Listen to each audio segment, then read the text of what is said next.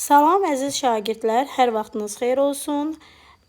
Deməli, sizlə belə bir maraqlı bir suala baxacağıq. Deməli, bir sualda iki qayda. Gəlin baxaq.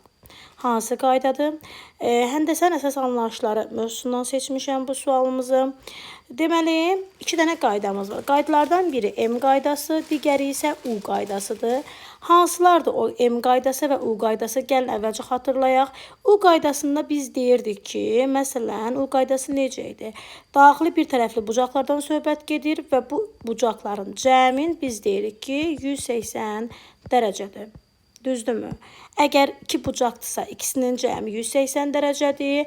U hərfinin bir qaydasına əsasən, məsələn, söhbət burada təkcə, qoyun düzgün qeyd edək. Aha. Əgər burada alfa, beta, məsələn, gamma, bir dənə də bir hərf qeyd edək, lap olsun, burada da bir x. Əgər 4 dənə bucaq qeyd olunursa, qayda əslində belə idi. 180 vurulsun, 4 çıxılsın 1. Yəni 180 vurulsun 3. Əgər alfa, beta, gamma 3 dənə bucaq varsa, 180 vurulsun 3 minus 1, yəni 180 vuraq. 2 eləyəcək 360 dərəcə. Yəni, U hərfinin qaydası buradan gəlir və daxili bir tərəfli bucaqlarda baxın, görürsünüzmü? Biz burada U hərfini tətbiq edirik, nə deyirik? Bununla bunun cəmi 180 dərəcədir. Alfanın, betanın cəmi 2 bucaq var. 180 vurulsun 2 minus 1, 180 vuraq 1, eləyir 180 dərəcə. Deməli, bizim bu sualımızda bir U qaydası var. Bunu xatırladıq. U qaydası nə idi? İkisinin cəmi 180 dərəcə. Üçünün cəmi 360 dərəcə. Dördünün cəmi 180-i 3-ə vuranda 540 dərəcə. Belə gedir. Bir də var idi M qaydası. M qaydasını bir dənə xatırlayaq. M qaydasını mütləq tətbiq etmək üçün uşaqların ən çox çaşdığı məqamı deyəcəm. Uşaqlar nəyə çaşırlar? Məsələn, belə qoy bir dənə əyri-üyrük qurum. Məsələn, bu A düz xəttdə olsun, bir B düz xəttdə olsun. A ilə B heç bir-birinə paralel deyil. Belə deyim də, paralel falan deyil. Hərəsi bir tərəfə baxır, hərəsi bir tərəfə uzanır, heç bir-birinə paralel deyil.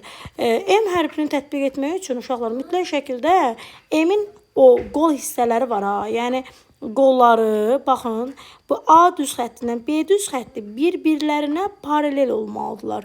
Biz bu halda M-i tətbiq edə bilərik. M-in qaydası necədir? Paraleliyə diqqət edin. Biz deyirik ki, künclərinin cəmi bizə ortadakini verəcək. Yəni, buranın x-i verəcək. X bərabərdir alfa üzərinə gəlinsin bir beta. Aydınmı? Yəni, nümunə üçün göstərək. Gəlin, baxağın. Yenə bir dənə M hərfini qurmağa çalışaq. Baxın, göstərəcəm sizə. Deməli, əgər bura 40 dərəcə, bura 50 dərəcə, lap 30 dərəcə olsun. Onda buradakı bucaq olacaq 70 dərəcə. Bunu xatırladıq. İndi gələk 121 nömrəli tapşırığa.